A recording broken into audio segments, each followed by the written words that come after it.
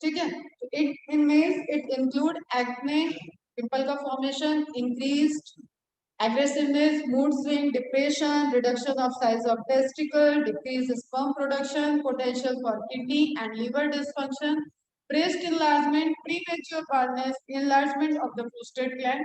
These effects may be permanent with prolonged use. तो again आप इस चीज को ध्यान में रखो बेटा कि आप एजुकेशन पर्पज से अभी देख रहे हो, मस्ती और चीजों में जो चीज आपने एडल्ट एज में, आपने कॉलेज लाइफ में किसी बंदे ने अगर हैबिट लगा ली तो इसका इम्पैक्ट उसको लॉन्ग टर्म उसके मैरिड लाइफ में या उसके खुद की हेल्थ के साथ भी हो रहा है, लीवर उसका खराब होगा। ठीक है, चलो टेस्टिकल्स वाली चीजें तो फर्टिलिटी से आप रिलेट करो, बाकी खुद की तो उसकी बॉडी खराब हो रही है ना। और जो मेल को रहता है वंश चलाने वाली चीज वो ऑलरेडी इसमें चली गई, इफेक्ट हो गया है। स्पर्म प्रोडक्शन, हेल्दी स्पर्म कितने चाहिए, कितने परसेंटेज चाहिए, सीमेन में कितना स्पर्म रहता है, ये अभी टेस्ट दियो तो मोटिलिटी, हेल्दी स्पर्म कितना काउंट होना चाहिए,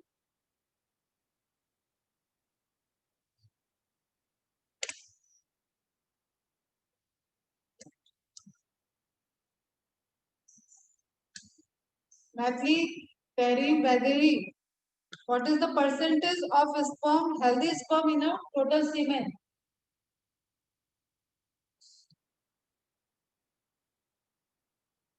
Motility, healthy 40, मोटाई, मोटिलिटी कितना होना चाहिए, 60, 60, 60 ना,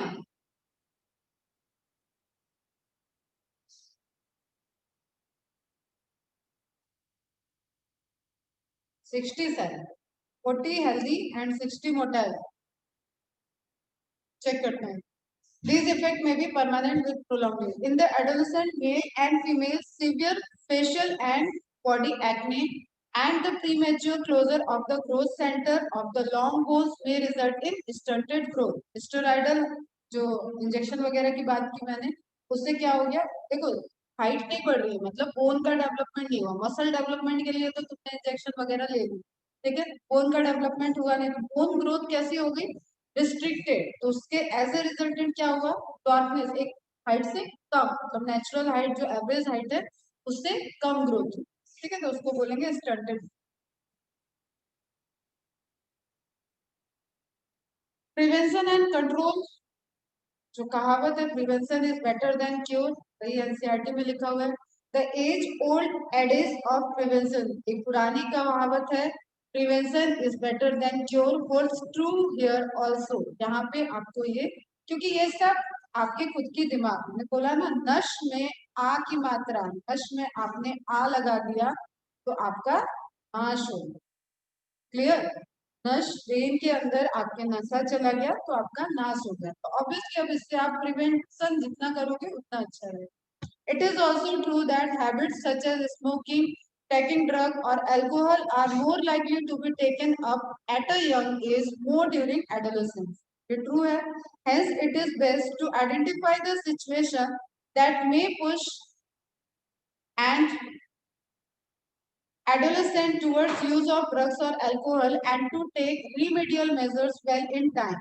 In this regard, the parents and the teachers have a special responsibility. देखो भाई टीचर वाली रिस्पॉन्सिबिलिटी मैंने निभा दी, ठीक है, मैंने सब कुछ समझा दिया, अगर इसके बाद भी इसमें गए तो आज के लेक्चर को जीरो कर दो। Have a special responsibility. Parenting that combines with high level of nurturance and consistent discipline has been associated with lowered risk of substance, alcohol, drugs, and tobacco abuse. Some of these, the measures mentioned here would be particularly useful for prevention and control of alcohol and drug abuse among adolescents. अब ये main क्या cause है, देखो जब तक तो किसी को कुछ एकदम बढ़िया धोखा वोखा नहीं मिलेगा, ठीक है, तब तक तो वो यारी दोस्ती में करेगा। एक मेंटल वाला है कि फैमिली टेंशन या प्यार में धोखा कुछ है तो वो उसका मेंटल वाला होता है, तो दोनों ही केस में अगर वो बच गया, जो शौक मस्ती के लिए है वो तो बिल्कुल ही खतरनाक है, वो तो नहीं ही होना चाहिए। मेंटल वाले में अगर उसको वो अपने, देखो सबसे करीब जो होता है ना धरती पे, वो माँ बाप ही होते हैं। आप कितनी भी, आपको कोई भी चीज बहुत परेशान कर रही हो, आप डर के मारे मम्मी पापा से नहीं बताते हो, लेकिन जस्ट फेस फेस दे उनके सामने अगर अपनी अपनी चीजें ओपन कर दी ना, वो थोड़ा सा डांटेंगे, गुस्सा करेंगे, लेकिन एट द एंड वो वही एक ऐसे सिंगल है इस दुनिया में जो आपकी केयर करे। ठीक है, उसके बाद कोई आपको अगर संगत ही अच्छी मिली है, कोई अच्छा दोस्त मिला है, इसमें मैं बहुत लकी हूँ दोस्तों के मामले में, तो मेरी दोनों फ्रेंड्स बहुत अच्छी। तो हम लोग फ्रेंड के मामले में आप किस्मत वाले होगे तभी अच्छा फ्रेंड मिलेगा, और वो अच्छी चीजों में आपको सलाह दे। वो भी यही बोलेगा कि जा भैया पेरेंट्स को बता। ठीक है, या तो दोनों मिलकर हैंडल कर लिए, लेकिन एक चीज होती है कि हमारे हैंडल करने के बाहर की चीज, तो उसमें पेरेंट्स से डरना नहीं चाहिए, उसमें जाके पेरेंट्स से बात कर लो, क्योंकि वो दो थप्पड़ भी मारेंगे तो उसके बाद भी पापा ही होंगे जो सब कुछ, पापा लोग का स्ट्रगल दिखता नहीं है। मम्मी लोग थोड़ा सा प्यार दुलार डांट फटकार दिखाती है, पापा लोग शो नहीं करते।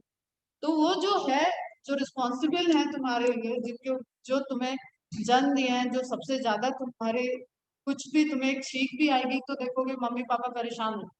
ठीक है, तुम बाहर निकल रहे हो, तुम इतने बड़े हो चुके हो, तुम्हें पता है कि हाँ हमें ऐसे रहना है, तो भी मम्मी एक बार बोलेगी टाइम से खा लेना, टाइम से पी लेना, ब्रेकफास्ट कर लेना, पता है। तुम बड़े हो जाओगे, धीरे धीरे जवाब दो, अरे ठीक है ना, नहीं खाओ, नहीं बोलोगी तो नहीं खाऊंगा क्या, ऐसे बोल के तुम घर से निकल जाओ। तो मम्मी लोग को धीरे धीरे जवाब देने लगते हैं बच्चे। पापा लोग को थोड़ा टाइम लगता है, पापा लोग को अगर लड़के देने लगे तो दे दिए, लड़कियां जनरली पापा लोग को नहीं देती। तो जनरल की बात कर रही हूँ, सबका एक्सेप्शन है, लड़के भी नहीं देते हैं, लड़के भी बहुत रिस्पेक्ट करते हैं फादर्स की। तो मिस रिस्पेक्ट होनी चाहिए, और इन केस आपको कभी भी कुछ लगे इन लाइफ, तो जो आपके क्लोज फ्रेंड या कोई भी एक मेंटर आपके लाइफ में आप मानते हो, ब्लड रिलेशन में या ब्लड रिलेशन के बाहर, जस्ट ओपन है। हर इंसान के पास एक इंसान लाइफ में होना चाहिए जो, जिसके सामने वो ओपन बुक हो। ध्यान रखना ये चीज में। ठीक है, वो टीचर की रिस्पॉन्सिबिलिटी लिखा हुआ ना, इसलिए मैं ये आज समझा रही हूँ।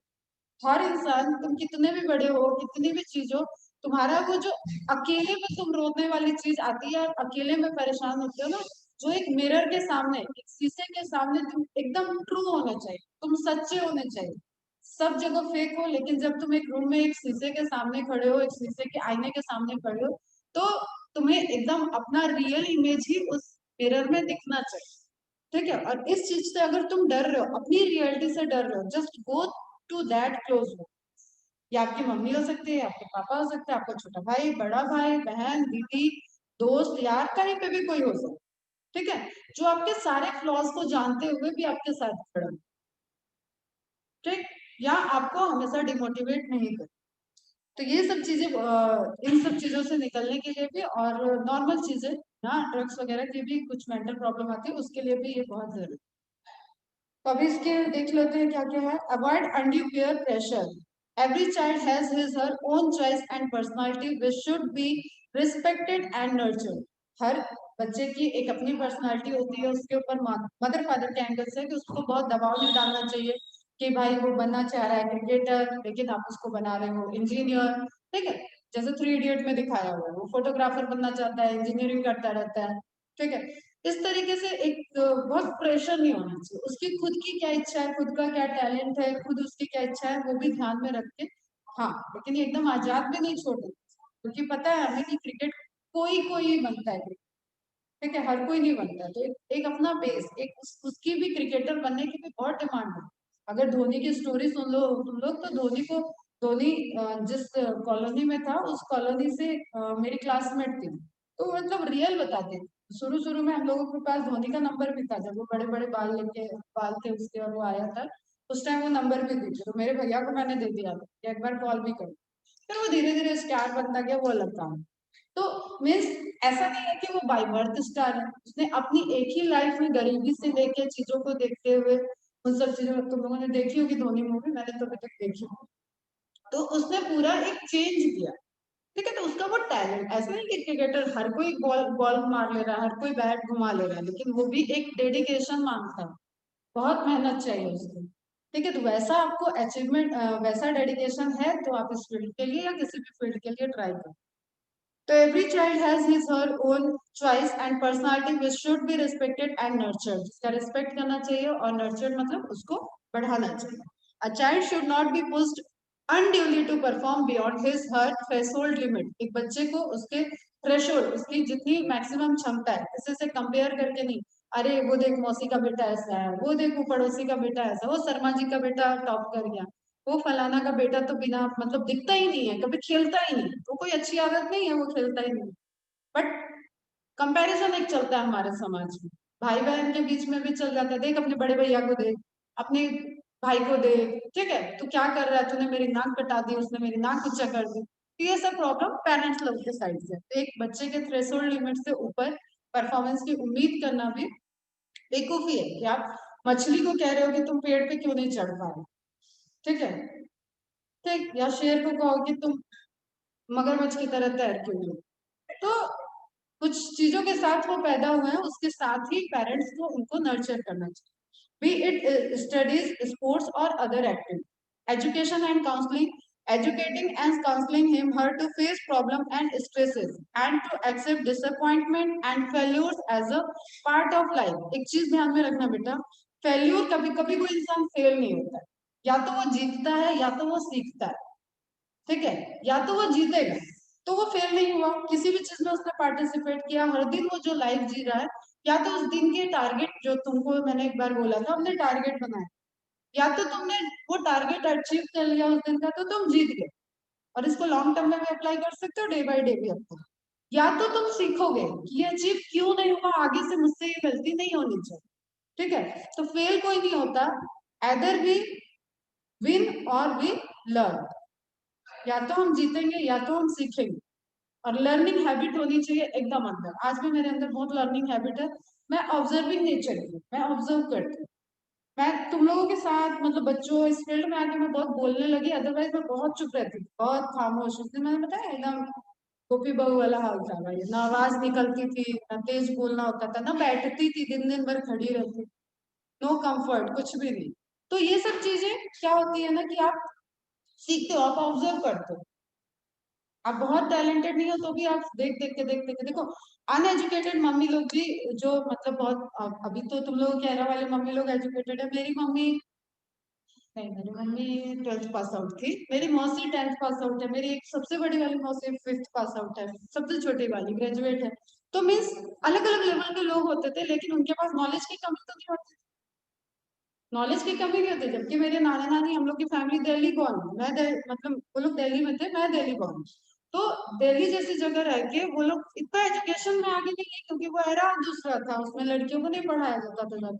लेकिन उनकी नॉलेज भर भर की थी। उनको आप होम रेमेडीज पूछ लो, उनके सोशल नॉलेज पूछ लो, उनको किसी से तुम्हें क्या रिएक्शन होगा, क्या करना है, क्या खाना है, क्या पीना है, ये भर भर उनके मम्मी लोग के पास होती थी। तो वो कहाँ से आए, ऑब्जर्व से, सुनने से, सीखने से आए, ठीक है, वही चीज है। तो एदर जो फेल्योर अगर आया भी है तो उसको लर्निंग में कन्वर्ट करो। It would also be worthwhile to channelise the child energy into healthy pursuit like sports, reading, music, yoga and extracurricular activity. इसलिए ये सब चीजें कुछ कंपल्सरी भी होती है कि अब स्कूलों में ऐसी एक्टिविटी होती है, लेकिन वही अगेन प्राइवेट स्कूल की बात करें तो वहाँ अननेसेसरी की एक्स्ट्रा करिकुलर एक्टिविटी में बहुत ज्यादा इंगेज। एक्स्ट्रा करिकुलर एक्टिविटी उसका नाम ही है एक्स्ट्रा, वो पढ़ाई के ऊपर नहीं होनी चाहिए। लेकिन उन स्कूलों में क्या होता है, पढ़ाई के ऊपर होता है। जैसे डीपीएस में मेरी और प्रिंसिपल की तो बढ़िया वाली फाइल, ठीक है। क्यों, क्योंकि 11th की 12th के बच्चों को वो एक्स्ट्रा करिकुलर एक्टिविटी में लगा देती थी, तो ये प्रिपरेशन कैसे होगी, रोज क्लास मिस हो रही है, रोज क्लास मिस हो रही है। और हर महीने तो कोई फंक्शन होता है, कभी स्पोर्ट्स वीक चल रहा है, कभी ग्रैंड पेरेंट्स वीक चल रहा है, कभी उनका वीक चल रहा है, कभी टीचर्स डे की प्रिपरेशन चल रही है। तो अननेसेसरी की चीजें हो रही है, तो उतना भी नहीं होना चाहिए, क्योंकि दिस इज एक्स्ट्रा। लेकिन ये एक्टिविटी भी जरूरी है ताकि उनकी एक्स्ट्रा चीजें भी बाहर आए, विद विद मतलब स्टडी के साथ साथ बाकी चीजें, बाकी उनका डेवलपमेंट भी होता है। Seeking help from parents and peers, help from parents and peers मतलब close ones should be shout immediately so that they can guide appropriately। उनको तो कभी भाई इनका डिसरिस्पेक्ट नहीं होना चाहिए, ठीक है। जो कहते हैं ना धरती पे भगवान का रूप ही माँ बाप है, तो इनका डिसरिस्पेक्ट तो होना ही नहीं चाहिए। लड़कियों को भी मैं यही कहती हूँ, लड़कियां अगर जो कॉलेज वगैरह मम्मी को जवाब देती हैं, बेटा सास के सामने मुंह बंद हो जाए, सीधी सीधी, सास के सामने या तो मुंह बंद हो जाएगा या तो लड़ाइयाँ होंगी, तो सास भी मम्मी ही होती है। अगर ये सास बहू वाली चीजें बदल जाए, सास हर बहू बेटी मानने लगे और हर बेटी जाके सास को माँ मानने लगे, तो ये भी चीजें खत्म हो जाए। तो जो मम्मी को बड़ा एकदम कहते हैं राइटफुल्ली जवाब देती हैं, उनकी बोलती जाके ससुराल में बंद हो जाए। तो हमें पेरेंट्स की रिस्पेक्ट और उनकी हेल्प, जब भी हम किसी प्रॉब्लम में हैं उनकी क्लोज रहें, उनको अपना जब यंगस्टर हम होते हैं तो अपने पेरेंट्स में से किसी एक को, गर्ल्स मदर को बना लें या फादर, जिससे भी वो क्लोज है उनके साथ फ्रेंडली रहे, ताकि उनको इन केस कोई भी प्रॉब्लम हो तो वो बोल सके। ठीक है, जैसे अगर मेरी बात करो तो मैं मम्मी से ज्यादा पापा के क्लोज। मुझे समझ में नहीं आता था गर्ल बॉयज, लड़का लड़की ये वो, तो मेरा एक एक्सीडेंटली ऐसा हो गया था 10th में कि मैं एडमिट कार्ड लेके नीचे उतर रही थी, और स्कूल का जो एक होता है ना गुंडे टाइप के, और वो कोएड था, वहां पे गुंडे टाइप के लड़के थे जो कई साल से फेल हो रहे हैं वहां पे पड़ा हुआ। तो वो देखने में ऑब्वियसली 4 साल फेल होगा तो बड़ा होगा, तो मैं सोची है कोई और रास्ता रोक रहा। मैं और मेरी फ्रेंड थे, मेरे मुंह से निकला मैं जूते खाएगा क्या, ऐसे बोल के मैं निकल गई। अब मुझे क्या पता था वो वहां से मेरे को टारगेट कर दिया। अब क्योंकि एडमिट कार्ड ले लिया था, पापा का ट्रांसफर हो चुका था, जस्ट मुझे 10th का बोर्ड वहां पे देना था। अब उसने भाई पूरे सिटी में मेरे को ढूंढ डाला, मेरे घर पहुंच गया, परेशान करने लगा। तब मुझे पता चला ये गुंडा है। फिर मेरे को क्या, मैंने पापा को बता दिया। हर एग्जाम के पहले पापा ले जा रहे हैं, फिर उसके किसी और केस में वो पकड़ा गया, ड्यूरिंग एग्जामिनेशन ही उसका एग्जाम फिर से छूटा, वो जेल में चला गया किसी वजह से, कहीं और एक्टिविटी में। तो मुझे वो केस याद है, तो उस टाइम मैंने पापा को बता दिया, वो रिक्शे के आगे आना पीछे आना, तो भाई मेरे को आगे जाके वो परेशान करेगा, कुछ हार्मफुल कर दे, उससे अच्छा मुझे उस टाइम तो पता ही नहीं था कि ये कौन दादा भाई है, कौन गुंडे से हम पंगा ले रहे हैं। और 10th के बच्चे क्या जान, बोल दिया भाई, भाई क्यों रास्ता रोक रहे हैं, एक बार बोला, 2 बार नहीं सुन रहे थे, मैंने कहा जुत्ते खाए हो क्या, बस। अब उसको इतनी सी बात लग गई थी। तो थोड़ा सा लड़कियों को क्या होता है, बोलते वक्त सोच लेना चाहिए सामने कौन है, लेकिन फिर भी अपने पेरेंट्स को बता दो। हेल्प में even be shout from close and trusted friends. Besides help जो आपको मिल सकती है वो अपने क्लोज और ट्रस्टेड फ्रेंड्स के साइड से भी मिल सकती है। Besides getting proper advice to sort out their problem. ठीक है, अपनी प्रॉब्लम आप अपने अंदर अगर अपने आप नहीं कर पा रहे हो तो इनकी हेल्प लेना बहुत जरूरी है। This would help young to bend their feelings and anxiety and guilt. कभी कभी क्या होता है, गिल्ट में चले जाते हो, यार इतनी अच्छी फैमिली है, इतने अच्छे से मम्मी पापा ने पाला, ये मुझसे क्या हो गया, ये क्या हो गया, ये मैंने क्या कर दिया। अरे कर दिया तो कर दिया भाई, आज से खत्म कर। ठीक, तो वो चीज अंदर होनी चाहिए। Looking for danger signs, alert parents and teachers need to look for an identity for the danger sign discussed above. Even friends, if they find someone using drugs or alcohol, should not hesitate to bring this to the notice of parents or teachers in the best interest of the personal concern. Appropriate measures would then be required to diagnose the malady मतलब एक तरीके की तरह, ठीक है, and the underline causes. तो ये सब चीजें होनी चाहिए कि आप किसी से उसको पूरा प्रॉपर एक देखो, क्या डेंजर साइन है, उसको डायग्नोसिस करो, किस लेवल से, अगर वो फैमिली से ठीक हो जा रहा है, otherwise medical help low. This would help in initiating proper remedial step for treatment. Seeking professional and medical help, अगर नहीं हो रहा है इससे तो मेडिकल हेल्प लो। प्रोफेशनल जो इस चीज के एक्सपर्टाइज बनाए क्यों गया भाई, साइकेट्रिस्ट क्यों बनाया गया, ताकि वो आपको साइकोलॉजिकल ट्रीट कर सके। आप फैमिली से नहीं बोल पा रहे हो, लेकिन साइकेट्रिस्ट जब पूछता है वो आपको इस तरीके से ले लेता है, कंफर्ट जोन में ले लेगा कि आप उससे बोलोगे। तो किसी भी जो इस प्रोफेशनल के एक्सपर्टीज हैं उनकी हेल्प लेनी चाहिए, मेडिकल हेल्प लेनी चाहिए। A lot of the help is available in the form of highly qualified psychologists, psychiatrists and de-addiction, मतलब जो एडिक्शन से आपको हटा सके, and rehabilitation programs to help individuals who have unfortunately got in the uh, लिखा है quagmire of drug alcohol abuse। जो इसमें अनविलिंगली, मैंने बताया ना, एक टाइम के बाद ज्ञान सबको पता है कि ये चीज अच्छी नहीं है, लेकिन एडिक्शन हो चुका है, डिपेंडेंसी आ चुकी है, तो अब वो इसमें इससे निकलना चाहते हैं, तो उनको निकलने के लिए हेल्प करनी चाहिए। With such help the affected individual with sufficient effort, देखो लिखा है छोटा सा एफर्ट नहीं, सफिशिएंट एफर्ट लगेगा, एंड विल पावर। ठीक है, क्योंकि आपने नर्वस सिस्टम से खेला है, छोटी मोटी चीज आपने नहीं की है, नर्वस सिस्टम से खेला है, तो नर्वस सिस्टम को रिवर्स करना है। Clear? Can get rid of the problem completely and lead a perfectly normal and healthy life. तो दिस इज नॉट कि रिवर्स हो नहीं सकता, but it requires sufficient dedication, determination and पूरा एक टाइम लगे। अब स्मोकिंग की बात करें, वही है same. Hard to drug tobacco has been used by human beings for more than 400 years. It is smoke, chewed और used as a snack. Smoke में भी टोबैको होता है इंटरनली, जो व्हाइट कलर के अंदर क्या होता है, टोबैको होता है। Tobacco contains a large number of chemical substance including nicotine and alkaloid. तो मैं पढ़ा चुकी सर, ये हो गया ना, अपना कवर हो चुका है यहाँ पे बाद में। ठीक है, मोनोऑक्साइड का ध्यान में रखना, इससे बाइंडिंग एफिनिटी होती है, एंड उसके बाद आपका बाइंडिंग एफिनिटी जब उसके साथ होगी तो ऑक्सीजन की बाइंडिंग कम होगी और ऑक्सीजन की कमी होगी। अब ये कैसे स्टार्ट होता है? स्मोक के लिए बड़ा कॉमन है, छल्ले बना। ठीक है, कि तू कितने छल्ले बना सकते? छल्ले बना पाएगा क्या?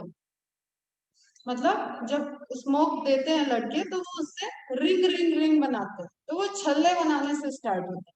तो एक बार देख, ऐसे ऐसे लेगा और ऐसे करेगा ना, तो छल्ले बन गए। देखते कौन कितने छल्ले बनाता है। क्लियर? तो वहां से स्टार्ट होता है, आगे प्रोसेस वही है, एडिक्शन एंड डिपेंडेंसी।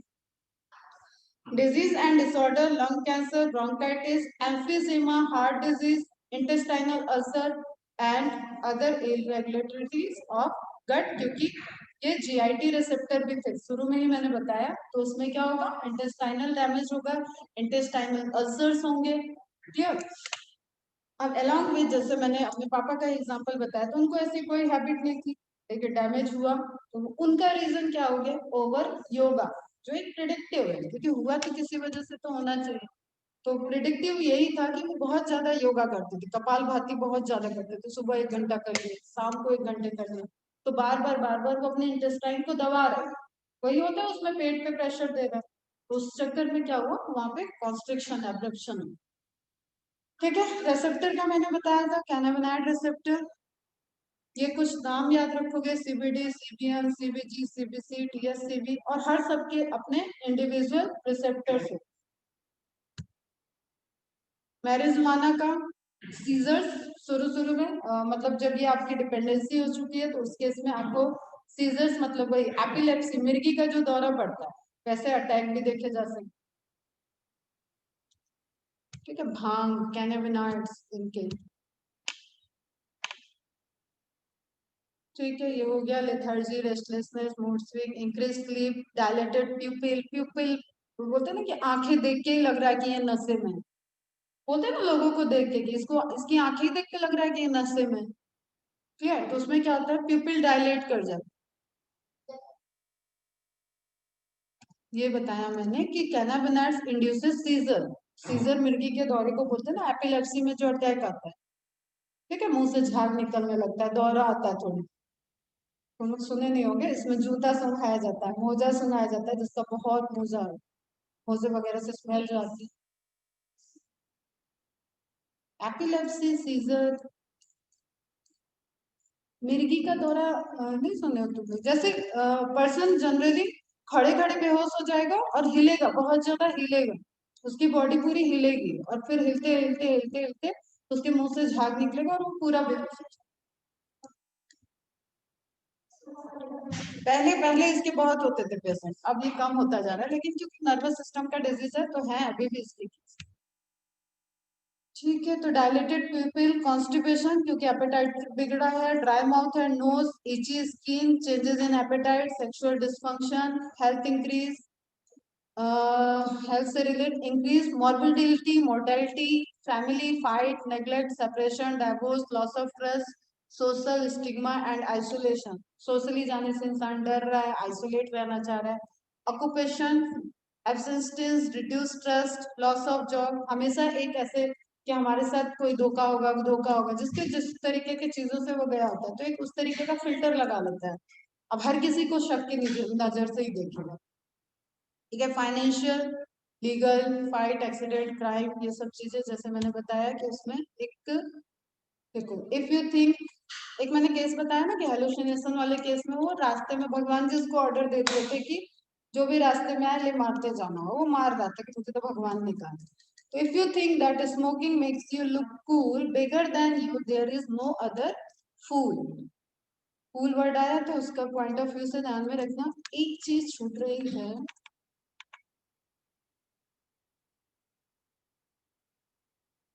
ये पॉइंट वाइज सब एनसीईआरटी के पॉइंट है, एलन वाले नोटबुक से लिया हुआ।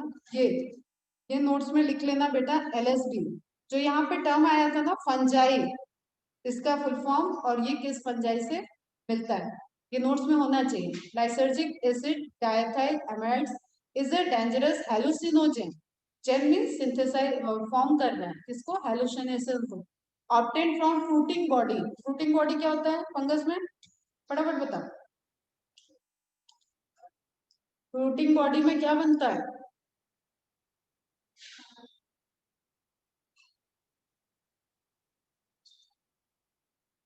स्पोर का फॉर्मेशन होगा, बेसिडियो कार्प, ठीक है। तो उसके अंदर वो उनको बेसिडियो कार्प को बोलेंगे फ्रूटिंग बॉडी, और उनके अंदर जो फंगस फॉर्म होते हैं ऑफ, तो उसी फ्रूटिंग बॉडी से आइसोलेट करके इसको एलएसडी को बनाया जाए। क्लेविसिक्स परप्यूरिया, सिर्फ एलएसडी, एलएसडी का फुल फॉर्म, फ्रूटिंग बॉडी से ये ऑब्टेन हुआ, एंड इसका सोर्स। ये 4 क्वेश्चन इससे आते हैं, ठीक है। तो यहाँ ये चैप्टर हो गया खत्म। 12th का पूरा कोर्स, 11th का पूरा कोर्स, नीट की जो रेगुलर आपकी क्लासेस चल रही थी वो सब नहीं खत्म आपकी, बायो का पूरा एंड खत्म। और अब डे बाय डे आपको करनी है सिर्फ अच्छा